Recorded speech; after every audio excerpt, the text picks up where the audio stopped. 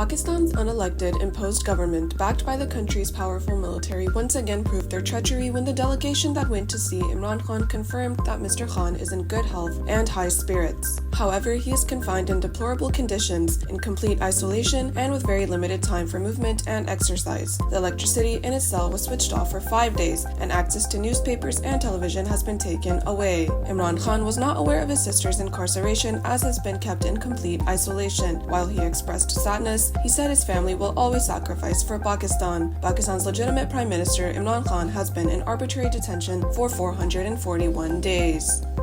After consultation with the team visiting him in Adiala jail, Imran Khan has clearly stated that he will not agree to the constitutional amendments being pushed by the illegitimate government of Pakistan. Mr. Khan has categorically said that he will not compromise on the rights, freedoms, sovereignty, and dignity of the nation. The team went on to discuss the draft of the proposed amendments with allies at Maulana Fazlul Rahman's residence after discussions with Imran Khan.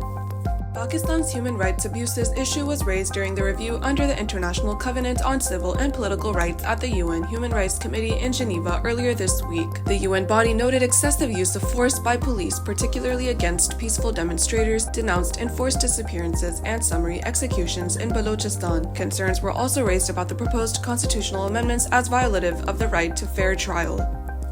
British counterterrorism police raided the home of the associate editor of the Electronic Intifada, Asa Winstanley, on Friday and seized several electronic devices. Roughly 10 officers took part, entering the house before 6 a.m. Winstanley has not been charged. Winstanley has more than 100,000 followers on X. According to one of the officers who raided his home, it was his activity on social media that served as a pretext for the warrant. Winstanley is at least the third journalist reporting on Israeli crimes and British complicity in them to have been targeted by police under the Labour government in its less than 4 months in power. Richard Medhurst, Sarah Wilkinson, and Craig Murray are the other journalists that have been targeted.